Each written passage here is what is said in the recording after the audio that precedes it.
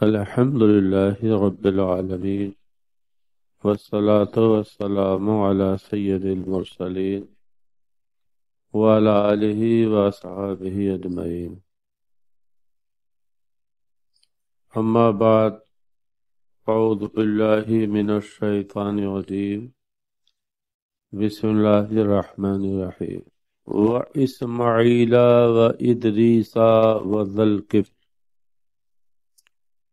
كل من الصابرين فأدخلناهم في رحمتنا إنهم من الصالحين. صدق الله العظيم. درود شریف. اللهم صل على سيدنا مولانا محمد طب القلوب ودوائها وعافية الأبدان وشفائها ونور الأبصار وضيائها وآله صحبه دائمين أبدا. بار بار میں بتا رہا ہوں، جس سورہ مبارکہ کا درس چل رہا ہے اس سورت کا نام ہے سورہ انبیاء.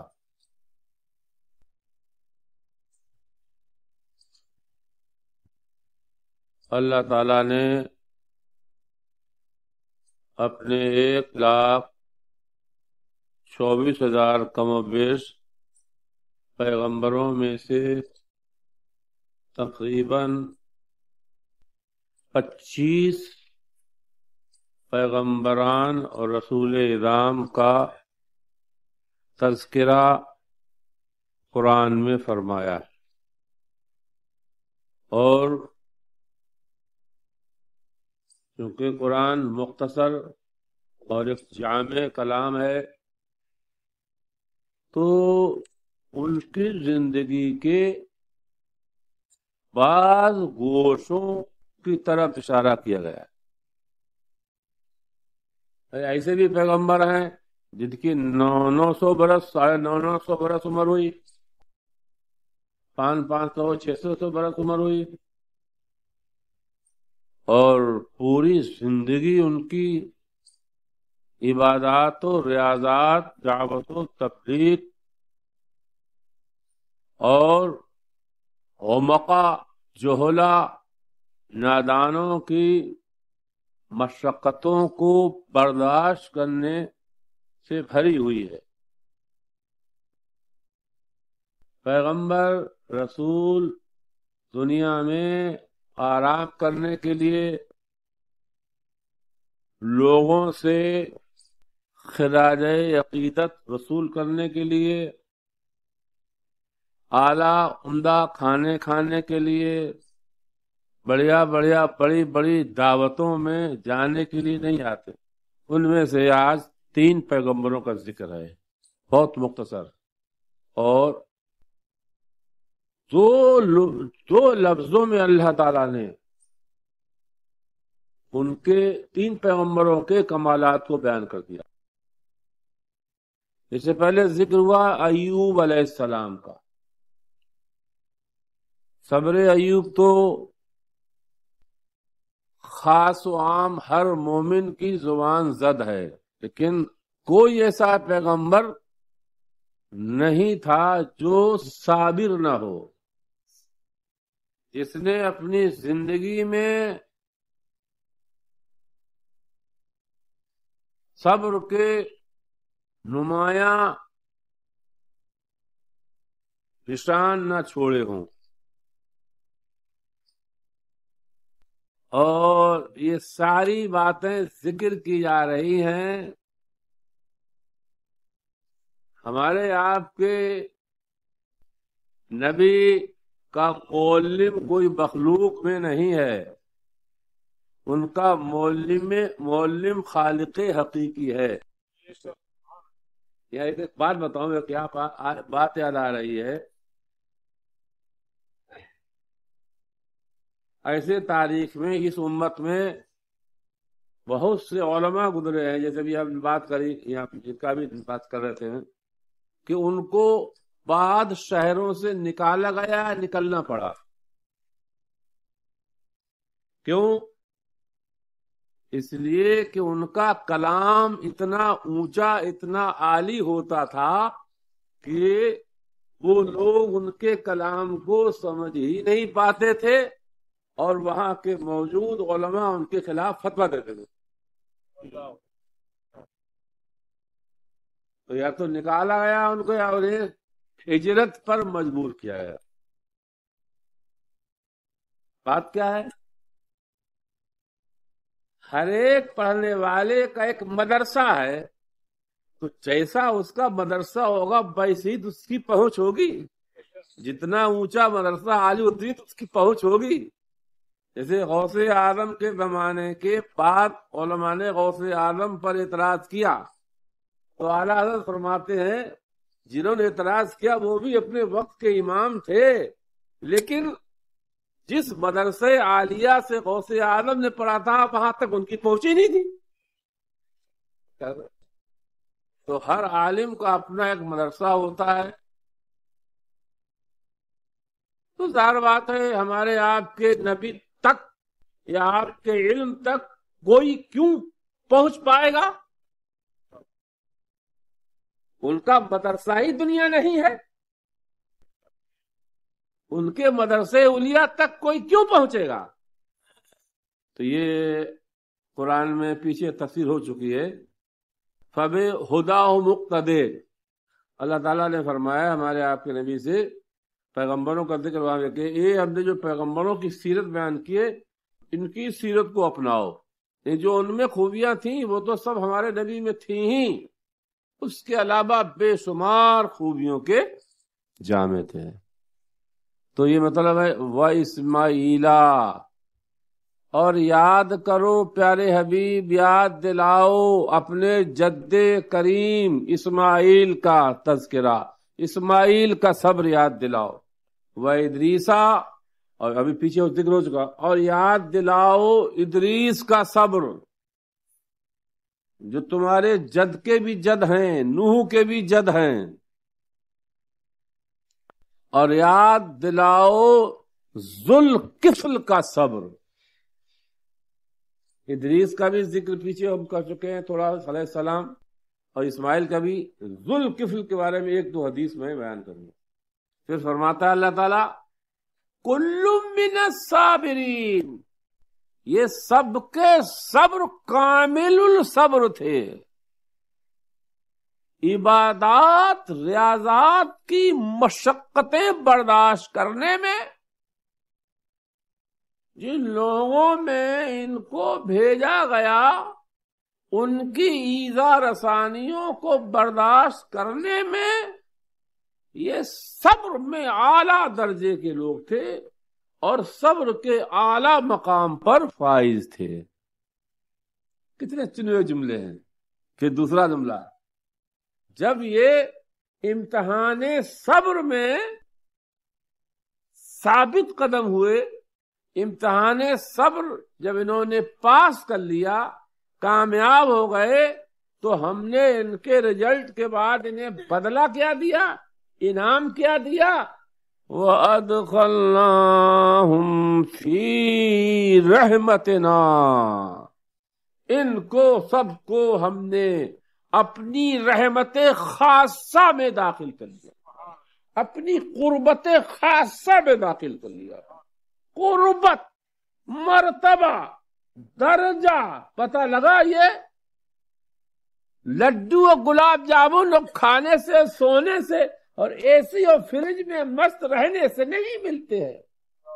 حضور حضرت کسی سے مل بھی نہیں، نظر بھی نہیں آ رہے ہیں. ذرا غور کریے. مرتبہ، رتبہ، درجہ. پیغمبروں کی سیرت کا مطالعہ کرنا پڑے گا اور ان کی سیرت کو جو اپنائے گا وہی خدا کے ہاں پر اعلیٰ درجہ پائے گا. کتنا صاف چنا ہوا جملہ ہے. وَأَدْخَلْنَاهُمْ فِي رَحْمَتِنَا. ہم نے اپنی رحمت خاصہ میں، جب امتحان صبر میں وہ کامیاب ہوئے تو ہم نے ان کو سب کو اپنی رحمت خاصہ میں، اپنی قربت میں داخل کر لیا. کیوں داخل کر لیا؟ انہم من الصالحین، یہ تیسرا جملہ ہے. اس لیے یہ کامل نیک تھے. ابھی صلاح بولتے ہیں. صلاح سے بنا صالح، اسی سے بنا صالحین. صلاح کس کو کہتے ہیں؟ صلاح صالح. کسی صالح کہیں صالح، فلاں آدمی بڑا صالح بڑا نیک ہے، کہہ دیتے ہیں ارے وہ تو بڑا نیک ہے. آج کل عوام میں بدھو بے وقوف کہہ دیتے ہیں بڑا تو وہ نیک ہے. بدھو بے وقوف، ارے وہ تو بڑا نیک ہے. ارے نہیں، صلاح ایک بہت بڑا درجہ ہے. کئی سال پہلے بات ہے، عمدۃ القاری بخاری کی شرح ہے. عمدۃ القاری علامانی صاحب کی بہت بڑی ضخیم شرح ہے عربی کی، بخاری شریف کی. تو اس میں ایک جملہ مجھے یاد ہے، پورا جملہ یاد نہیں یاد ہے. صالح کہتے ہیں اس انسان کو جس نے حقوق اللہ اور حقوق العباد مکمل ادا کیے ہوں. صالح ہونا آسان کام نہیں ہے.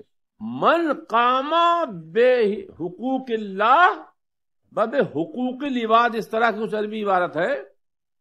جو حقوق اللہ اور حقوق العباد قائم کرنے میں، ادا کرنے میں ثابت ہوا ہو، وہ کیا کہلاتا ہے؟ صالح کہلاتا. خیر، ابھی میں تھوڑا سا عرض کروں. انہم من الصالحین، وہ کامل صالح تھے. صلاح فلاح میں انبیاء سب سے اعلیٰ درجے پر فائز ہوتے ہیں، اس لیے کہ ان کی صلاح معصوم ہے. صلاح معصوم ہے. ہماری آپ کی صلاح معصوم نہیں ہے. انبیاء کی صلاح معصوم ہے. صلاح معصوم یوں کہ انبیاء معصوم ہوتے، وہاں گناہ ممکن ہی نہیں ہے. ان کی صلاح میں فساد نہیں آتا ہے. انبیاء کے علاوہ اولیاء اللہ ہیں، صالح ہوتے ہیں، لیکن ان کی صلاح میں فساد کا امکان ہوتا ہے. یہ اور بات ہے، اللہ تعالیٰ بات کو بچا لیتا ہے. اب یہاں پر میں تھوڑا سا صبر. بہت سے صبر تھے. اسماعیل علیہ السلام کے تین صبر. پہلا صبر وہی جب باپ نے فرمایا بیٹے انی ارا فی المنام انی افضحو کا، میں نے خواب میں دیکھا میں تمہیں ذبح کر رہا ہوں. فانظر ماذا ترا، تو غور کرو اس میں تمہاری کیا رائے ہے. کیا تیار ہو؟ قربان ہونے کو تیار ہو؟ معمولی بات ہے، دنیا میں مثال نہیں مل سکتی کہ 12-13 سال کا بیٹا، اور وہ بھی 98 سال کی عمر کے بعد پیدا ہوا ہو، اتنے بڑے صبر کے لیے، اتنے بڑے امتحان کے لیے تیار ہو جائے. کوئی کسی مورخ کی تاریخ نہیں ہے، کسی محدث کی حدیث نہیں ہے، خدا کا کلام ہے. کیا جواب دیا؟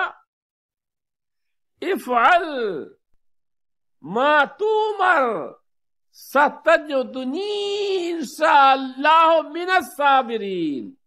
یا ابتی، اے ابو، اے والد صاحب، جو حکم ملا ہے کریے.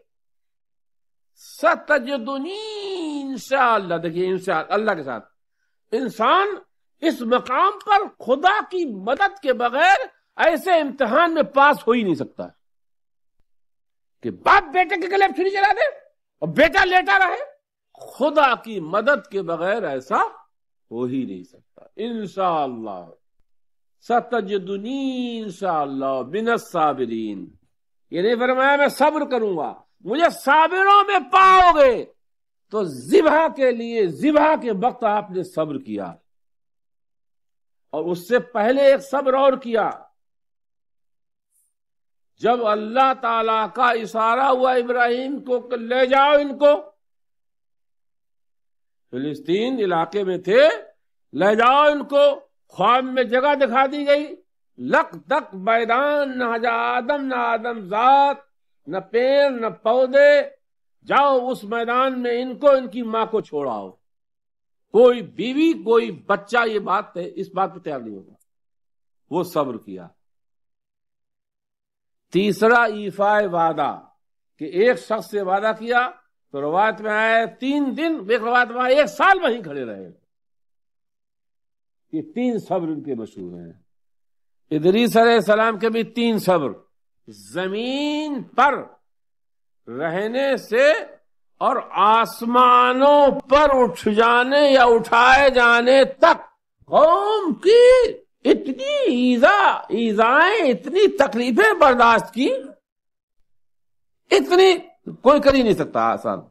اور ادریس، ہم نے بتایا ادریس درس سے بنا، درس، دنیا میں درس و تدریس، تعلیم و تعلم کا آغاز دنیا میں ادریس علیہ السلام نے کیا، اس لیے ان کا یہ لقب نام تو اور ادریس لقب، بہت زیادہ درس دینے والے.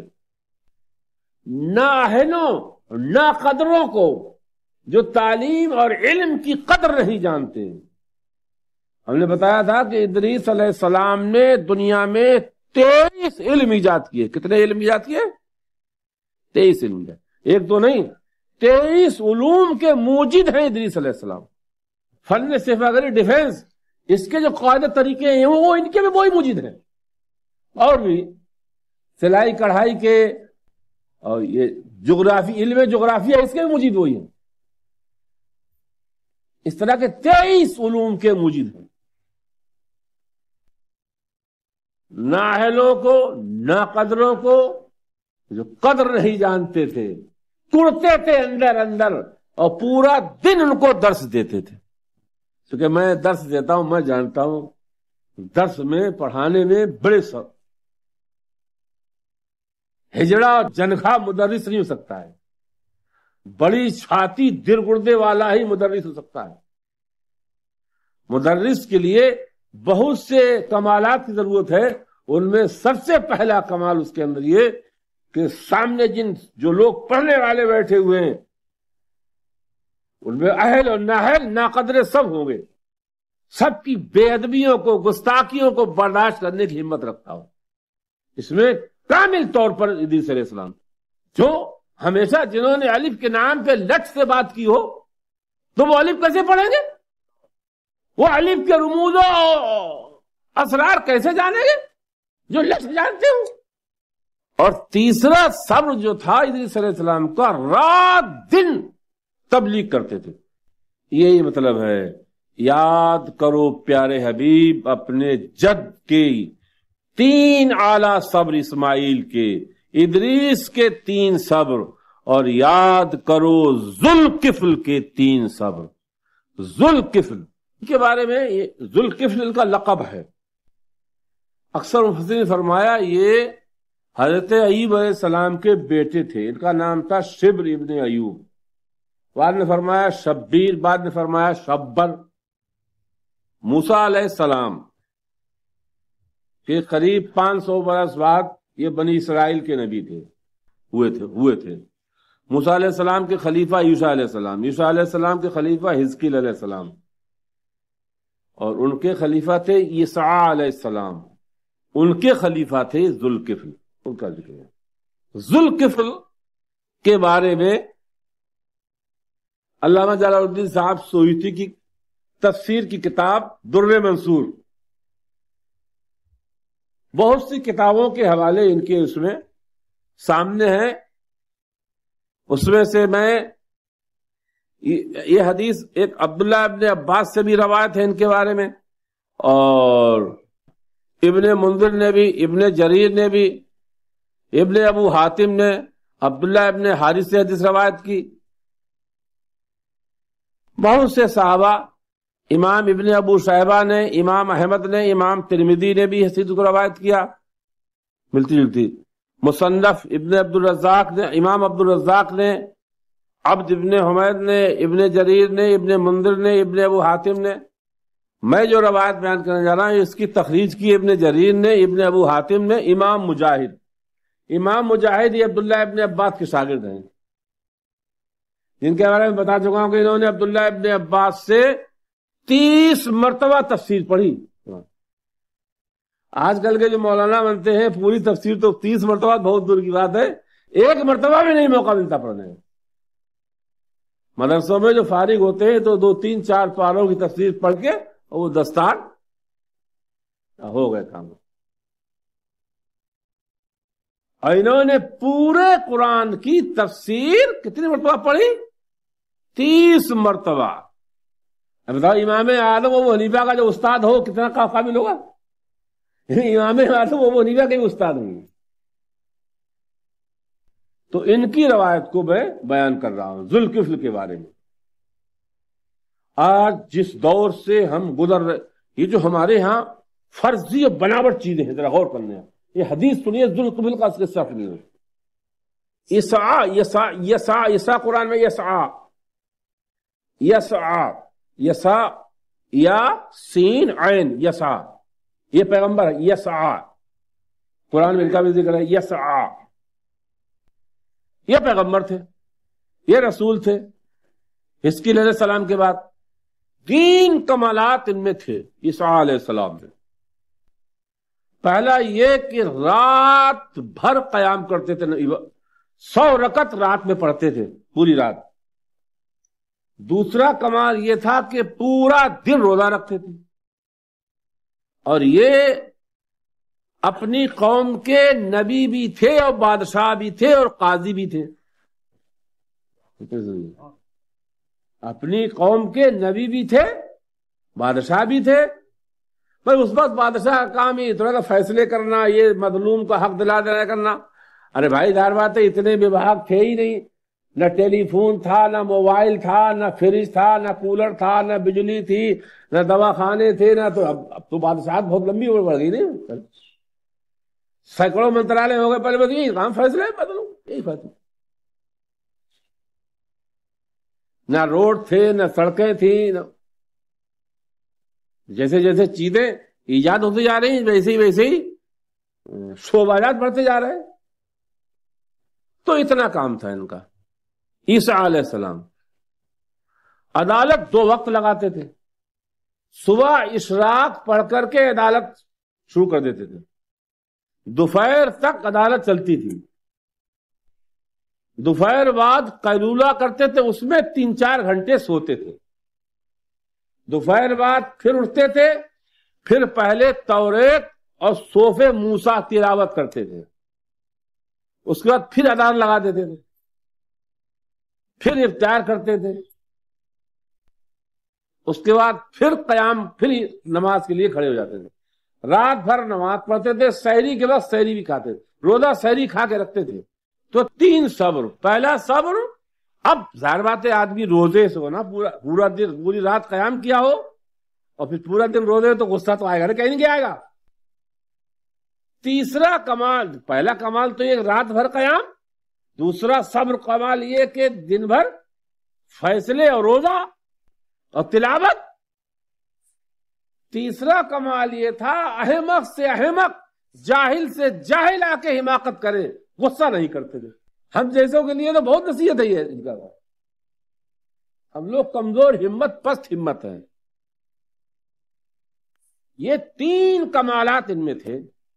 جب یہ بوڑھے ہو گئے تو اب اپنا خلیفہ، اپنا جانشین مقرر کرنے کی فکر ہوئی. اور کریے، یا اشارہ میرا اللہ تعالیٰ کی طرف سے وحی آئی کہ تم اب بوڑھے ہو رہے ہو، میرے قریب میں آنے والے ہو، اپنا جانشین، اپنا خلیفہ مقرر کر دو. اب دیکھیے آج کل تو جانتے جانشینی کیسے ہوتی ہے. میرے باپ، میرے دادا، میرے پردادا، پھر میرے باپ، پھر میں، میری اولاد، پھر میری اولاد. یہ پتا نہیں کہ کس بزرگ کا جانشین ہے، تو دیکھ بھائی ان کے گدی یا ان کے سجادے کا جانشین تو ہونے جا رہا، یا انگڑائیاں دل میں نفس لے رہا ہے، تو دیکھ کہ بھائی وہ خوبیاں تیرے اندر ہیں یا نہیں ہیں. خلیفہ اور جانشینی کا شوق بہت. اور آج کل تو خلافت ایسے بانٹتے ہیں لوگ، توبہ لا حول ولا قوت الا استغفر اللہ ربی، ایسے بانٹتے ہیں. سنیے اس سے، یہ حدیث سے، کہ خلافت کے لیے کیا کیا چیزیں ضروری ہیں. حضرت نظام الدین اولیاء جو تھے، نظام الدین اولیاء مرید کرنے میں بہت فراخ دل تھے. جیسا آیا مرید کر لیتے تھے. نمازی، بے نمازی، جیسا بھی آیا مرید کر لیتے تھے نبویت، لیکن خلافت دینے میں بہت، خلافت ایسے ویسے نہیں دیتے تھے، اور اپنا جانشین اور خلیفہ بنانے کے بہت کافی دن پریشان رہے. ایک رہ گئی ہے میں خانہ، ایک سوئے حرم، ایک بت خانہ، اے وحشت دل ہے جوشے جدو جانا ہے کدھر معلوم نہیں. دو مرید بڑے قریبی چہیتے تھے، ایک نصیر الدین چراغ دہلی اور ایک میر خسرو. وہ بڑا واقعہ ہے، میں بہت پہلے بیان کر چکے ہیں، اس لیے نہیں دوہراؤں گا. تو خلافت میں بہت سخت تھے، خلافت نہیں بانٹتے تھے. بہت سے اولیاء اللہ ایسے ان کی تاریخ ملتی ہے کہ ان کی دربار خانقاہ میں جو لوگ رہتے تھے انہیں نہیں دی، اور لکھ کر کے کوئی دور ہے وہاں بھیج رہے ہیں، لوگ فلاں کے پاس لے جاؤ اور ان سے میرے بعد تم میرے خلیفہ بنو گے. تو اللہ تعالیٰ حکم سے لما کبر الیسع، جب حضرت عیسیٰ علیہ السلام بوڑھے ہو گئے تو آپ نے ایک دن لوگوں کو بلایا. آپ کی امت میں کوئی غیر مومن نہیں تھا، سب مومن تھے. یہ خوبی دونوں لوگوں کی. بنی اسرائیل کے ایک قبیلے کے نبی تھے، تو لوگ بلایا تو آپ نے فرمایا لو انی استخلفو لی بثلاثن، اگر میں کسی کو خلیفہ بناؤں تو میں 3 شرطیں لگاتا ہوں. تم میں کوئی ہے ایسا جو وہ 3 شرطیں قبول کرے اور میرا خلیفہ بن جائے؟ تو اب لوگوں سننے کے لیے کیا وہ شرطیں کیا ہیں؟ اس سے پتہ لگا کہ رات کی عبادت کوئی جانتا بھی نہیں تھا.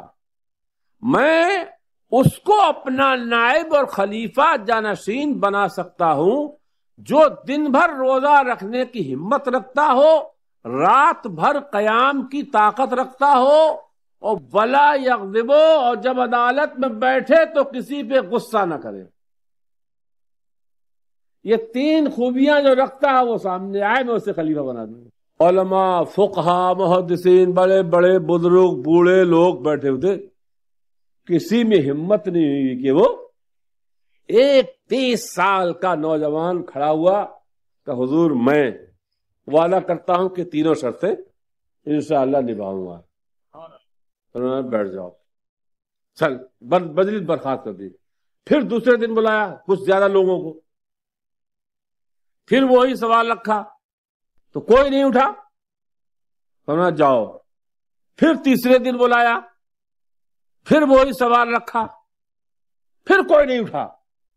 وہی ایک نوجوان پھر اٹھا،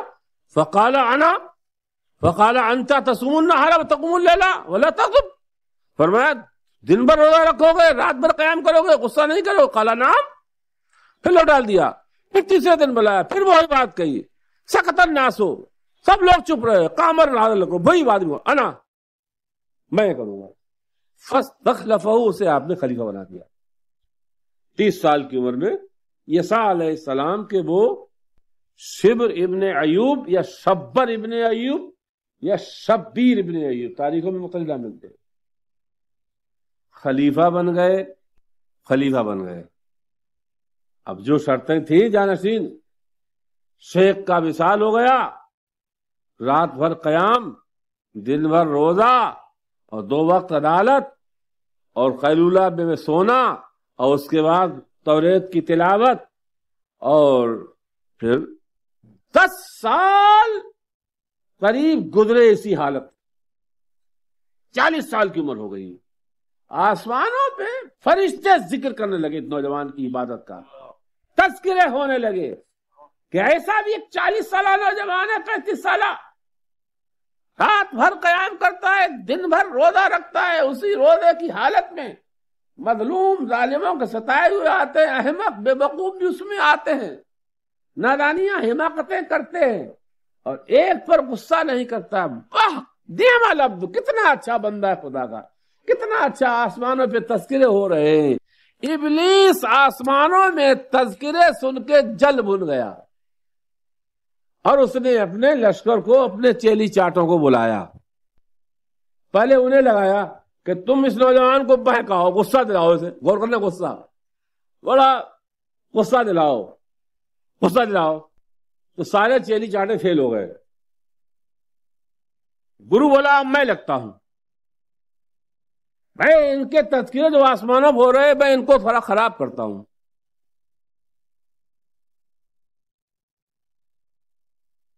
فجعل ابلیس یقول للشیاطین، حدیث کے الفاظ ہیں، ابلیس نے اپنے چیلوں سے کہا علیکم بفلاں، فلاں آدمی پہ لگ جاؤ، فلاں آدمی پہ لگو، بہکاؤ اس کو، غصہ دلاؤ. فآیاہم ذالک، چیلوں کو تو عاجز کر دیا. سارے چیلے اپنے حربے اور تیر استعمال کر کے فیل ہو گئے. بولا دعونی ویا، چھوڑو، تم سب نادان ہو. ابلیس بولا چھوڑو، دعونی ویا، چھوڑو، اب میرا معاملہ اس کو ہم دیکھتے ہیں، ہم بہکائیں گے. فاتاؤ فی صورت شیخ کبیر فقیر، روزے تھے، اشراق پڑھ کر کے فیصلہ کرنے بیٹھے تھے، اور وہی قیلولے کے وقت سوتے تھے. جب سونے پہنچ گئے تو ایک بہت مظلوم بوڑھا بن کے ان کے پاس پہنچ گیا. ظاہر بات ہے آج کل تو بھائی، ارے بھائی حضرت تو ملیں گے نہیں، حضرت تو ملیں گے نہیں، وہ تو ملیں گے نہیں. حالانکہ صحیح بات ہے، بڑی مشقتیں ہیں، ہم دیکھتے ہیں بڑی مشقتیں ہیں. اور آدمی دن بھر کام کرے ہو تو پھر تھوڑا تو اسے لیٹنے کو مل جائے گا. میں تو خود دیکھتا ہوں نا، بڑی مشقتیں تھا. جیسے کل کا ایک واقعہ چھوٹا تھا، داخلے ہو رہے اس وقت، تو ہم تھوڑا باہر نکل آتے ہیں، دیکھیں کوئی پریشان ہو یا تو ہم نکل آئے. تو ایک عورت جو تھی وہ اپنے ایک جو گیٹ ان سے باتیں کر رہی، مولانا عابد کا کوئی کہہ دیا کوئی فیس مسئلہ ہوا، تو وہ کہہ رہی ہے بڑے بنے 500 کم کر دیں گے، وہ ہم سے ہزار لے لیں. میں نے بات سن لی، میں نے کیا بات ہے، آؤ، 2 عورتیں تھیں بریلی اور ایک لڑکی. تو میں نے کیا بات ہے، انہوں نے کہا یہ ہے، یہ وہ ہم سے کہہ رہے ہیں ہمارا دے دیں گے. تو میں نے اچھا چلو، کیا بات ہے. اب میں بالکل دوپہر تھی، بالکل تھا.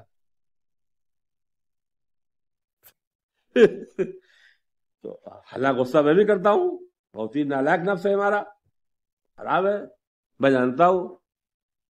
تو بولی میں اتنی دور سے آئی ہوں اور ایسا ہے، ابا حضور سے ملنے دیں، ابا حضور سے ملاقات نہیں کرا رہے ہیں، اور خود یہ کہہ رہے ہیں ابا حضور کہاں ہیں، ابا حضور کے بارے میں ایسا بتایا ابا حضور. اب کیا معلوم ابا حضور ہے کون ہے. کیا بغیر اللہ تعالیٰ داخلہ فارم ٹیسٹ کس میں ہو جائے. تو وہ ٹیسٹ کا نیچے تھوڑا ویسی تھی.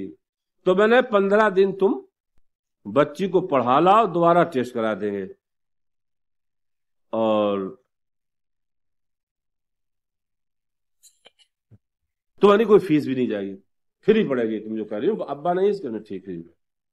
اب وہ خوش میں چلی گئی. اب وہ کتنی خراب بات کری تھی کہ بڑے بنے 500 کم کر دیں گے، وہ ہم ہزار لے لیں. تو غصے میں کری تو غریب عورت، تو وہ غصے میں کہہ رہی. تو اب سوچیے غصے میں کہہ رہی ہے. میں نے ایسی بات مت کرا، اور بری بات ہے، اب ان سے ایسی بات کر رہی. تو دوپہر میں بڑا مشکل مسئلہ ہے، ایسا تھوڑے آسان تھوڑے کام ہے. یہ ہجڑوں کا کام نہیں ہے، جنگوں کا کام نہیں ہے. پلنگو اس دہا مارا تو کیا مارا، ارے پلنگو اس دہا مارا تو کیا مارا، بڑے موذی کو مارا گر نفسے امارا مارا. اب سنیے جناب، اس نوجوان 35 سالہ نوجوان، سونے کا وقت تھا، سونے چلے گئے. فَأَتَاهُ حِينَ أَخَذَ مَدْدَهُ لِلْقَائِلَةِ، جب وہ اپنے بستر پر قیلولے کے لیے پہنچے، حالانکہ پوری رات سوئے نہیں تھے، دن بھر جو ہے وہ اتنے ہی سوتے تھے. فَدَقَّ الْبَابَ، وہ بوڑھا محتاج بن کے گئے، دروازہ کھٹکھٹایا. قَالَ مَنْ هَذَا، کون؟ قَالَ شَيْخٌ كَبِيرٌ مَظْلُومٌ، میں بہت بوڑھا آدمی ستایا ہوا ہوں. فقام، آپ اٹھے، ابھی سوئے رہے. فتح البابا، دروازہ کھولا وجعل یکسر علیہ، اور بات کو بڑھانے لگا. وہ مطلب بات بجائے کہ ختم کر دیتا، بات کو جو سونے کا وقت ہے وہ نکل جائے بس. دیکھ غور کریے، فجعل یکسر، بات کو بڑھانے لگا. وقال ان بینی بین قومی خصوما، ہمارے قوم میں کچھ جھگڑا ہو گیا ہے. وانہم ظلمونی، اور میرے اوپر بہت ظلم کر رہے ہیں. وفعلوا بی، اور میرے ساتھ یہ ظلم کیا. وجعل یطول علیہ، اور بات کو لمبا کرتا چلا جا رہا ہے تک کہ شام اٹھنے کا وقت آ گیا ان کا. اتنا بڑھایا بات کو شام ہوتا ہے اور قیلولے کا وقت چلا گیا. فرمایا بس میں ابھی آ رہا ہوں، تلاوت کر لوں، فاتنی تم اس میں آؤ عدالت میں تمہارا حق دلاتا ہوں. اور وہ چلا گیا بوڑھا، اور وہ شام ہو گئی اور فیصلے آپ کرنے لگے. اور اس کا انتظار کر رہے، اب آئے تب آئے، لیکن وہ آئی نہیں. فلما رہا الی بیتہ، پھر جب گھر میں چلے گئے تو پھر آیا، دروازہ کھٹکھٹایا. فرمایا کون ہے؟ کوئی بوڑھا ہوں، ستایا ہوا ہوں، مظلوم ہوں.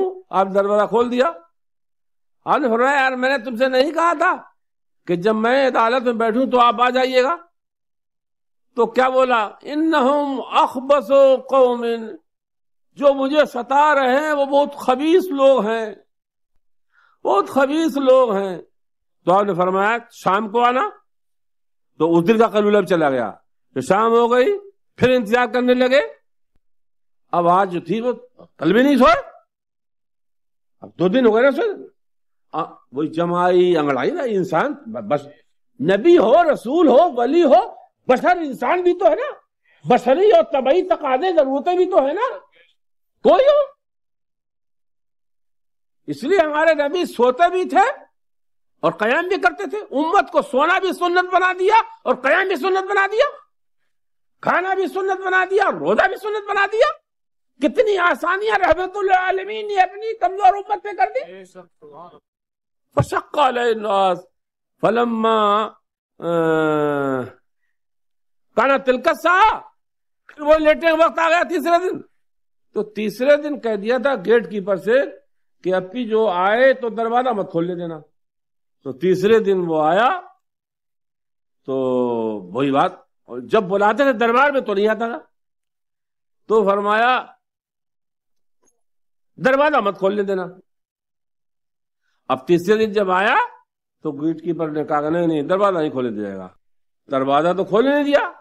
اب ایک روشن دان تھا، ابلیس تو ابلیس ہے نا، وہ روشن دان سے اندر چلا گیا اور اندر والے کمرے میں جا کے اب دروازہ فلما آیا ہو قریب اسے نہیں جانے دیا. جب عاجز آ گیا تو راہ قوتن فی البیت، کمرے میں ایک روشن دان دیکھا تو اس سے اندر چلا گیا. فولا فی البیت، تو وہ اندر کمرے میں تھے. اب وہ اندر والا کمرہ جو ہے کھٹکھٹانے لگا آخر میں. تو وہ صاحب 2 نوجوان جاگ گئے. پہلے انہوں نے دیکھا دروازہ، تو دیکھا دروازہ تو بند ہے. ارے تیسرا دروازہ بند ہے. 2 دن تو دروازہ کھلا تھا تب آیا تھا، یہ بند دروازے میں کیسے آ گیا؟ فقال یا فلاں، اے فلاں میں نے تم سے نہیں کہا تھا؟ اس سے پہلے کتنی مرتبہ کہہ چکا ہوں کہ تم مجلس میں آؤ، اور میں تمہارا انتظار 2 دن سے کر رہا ہوں، کب آتے ہو. پھر دروازہ دیکھا بند ہے. اللہ اکبر. فرمایا قال له عدو اللہ، تو خدا کا دشمن ہے، تو ابلیس ہے، تو ابلیس معلوم ہو رہا ہے، تو ابلیس. قال نعم، بولا ہاں میں ابلیس ہی ہوں، میں ابلیس ہی ہوں. اعیتنی فی کل شیء، تم نے مجھے عاجز کر دیا، میں سب کو گرا دیتا ہوں. یہاں پر اس مقام پر میں نے اچھوں کو فیل کیا ہے، اور یہ سب کچھ میں نے کس لیے کیا ہے؟ تم نے اپنے شیخ سے جو 3 وعدے کیے تھے ان میں سے ایک سے گرانے کے لیے تھا. بار میں اس لیے آ رہا تھا کہ میں تمہیں غصہ دلاؤں، تمہیں غصہ آ جائے، لیکن تمہیں 3 مرتبہ سخت نیند پریشانی کی حالت میں بھی غصہ نہیں آ گیا. تم جیت گئے، میں ہار گیا.